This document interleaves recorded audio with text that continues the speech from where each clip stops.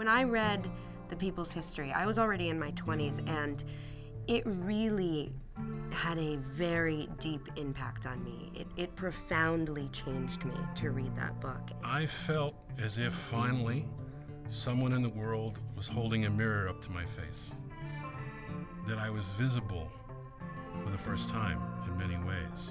I think and Howard's book is very helpful in the sense that you want to fight on the right side of history, as often as you can find yourself there. And to add your piece, you're going to have to go off into your dark part of the woods, and that's how you're going to add your little piece to that puzzle. Rosie told us a story about you going to Vietnam to get some of the POWs. Do you mind telling us that story? Yeah, this will only take a few hours. Maybe the shortened version of it, if you don't mind. Oh, you want a shortened version? If I could, Oh, yeah. I see.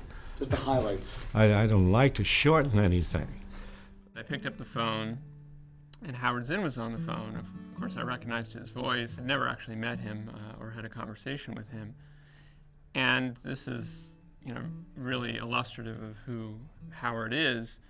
The reason for his call was that he had a friend who had just been released from prison, someone who over many years he had corresponded with, had visited in prison. And Howard was calling South End Press to see if we had any work. His last speech at BU, his final lecture.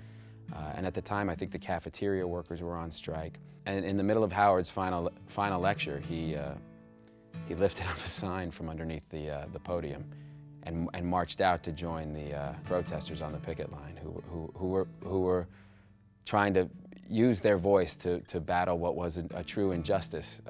And he lent his significant voice. And in that moment, the voices of the 1,200 students who obviously followed him out and joined the picket line with him. So that to me is a story that really kind of best describes the qualities that I think people love so much about him. Can you guys do me a favor and just take a picture of me really quick with the Howard Zinn sign in front of me? And I'd like a picture with Josh Brolin in front of me. I'm the one who cares. Howard is one of those people, and it's weird to be talking. He's right there, but he's I'm Josh Brolin. Yeah, I mean, sorry. Josh Brolin is one of those people who is To me, he seems like an activist in every sense of the word, but also just in doing the readings, he just has such an incredible presence. At the time we asked you, you were opening in this show, and you got this terrific review, and I thought, well, if somebody got a terrific review, they're not going to talk to us. right. The way I feel about Howard is pretty simple. I mean, I pretty much admire the man for taking on such a interesting project of truth, to be honest with you. I mean, it's rare to see somebody that wants to tell the real story of what has happened in this country, good or bad. Yeah. Well, actually, because we co-conspired on my trip to Hanoi. Do you remember that? Yeah. You raised the money. Did I? Yeah. I've never raised money in my life. Well, there you go. go. But I raised money for that. That's right. So this is a lesson to all of you. If you need any money, come to me. One of the great human beings of our time, that he is not simply an academic, a historian. He's an activist. He is not in the business of chronicling history, every moment of history. He's a participant in history. And I have to say, for someone who is, I think he's 85 years old now, the way he goes out on a stage without notes and speaks up to a half hour, 45 minutes, with no hemming and hawing like all of us do, mere mortals compared to him. He is so concise and so focused. Only then did the war finally come to an end.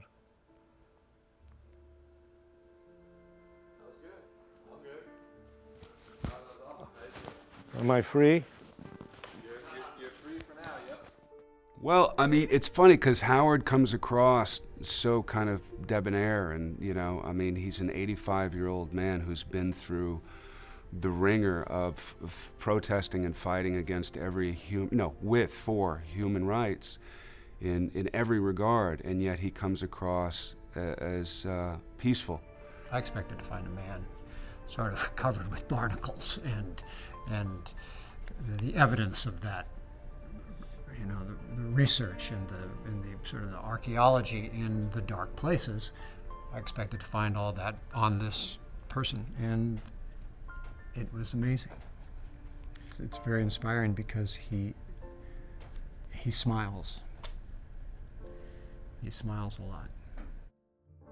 Being able to work with him and collaborate with him and share space with him in this kind of creative, artistic, academic, intellectual way is so fulfilling. It's incredible. Final remarks. Yeah, I love to give final remarks. I don't want anybody to speak after me. I mean, I think Howard's one of the few sort of historians who genuinely believes you're making history every day. And he's out there trying to make history, and that history is a living thing. It's not the past. When you say the word history, everybody thinks, oh my God, what, you're just gonna tell me that something happened a bunch of years ago? I don't care.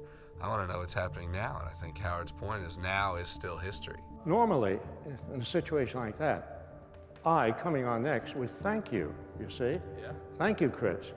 But in this case, because you are not going to be in the edited version, the question is, should I say it anyway and have it edited out? Or should I omit it and make people think I'm an ingrate?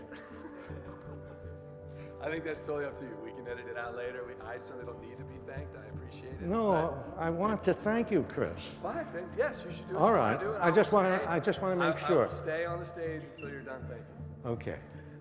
Thank you. Okay. He seems to me to have found a peace within himself because he can look back on his life and feel that he did something for someone. It's the opposite of narcissism. I think he is the great altruist. The great thing about doing all this is whatever the outcome, whether it ends up as a television series or whatever, the process itself, just doing it, working with these people, working with the actors, working with Chris and Anthony, working with all of these people, Lisa and all the people on the production team, everybody has been really wonderful, and a great spirit of warmth and friendship and comradeship has been created in the course of this. And that doesn't happen too often, let's say, in the world of commerce and business. I think it happens more often in the world of culture, of art and theater, and this is one of those very special occasions, and everybody who's in the cast felt it. And so being on stage with everybody, with Chris, Anthony, the actors, and getting this wonderful reaction from the audience, it was a great feeling.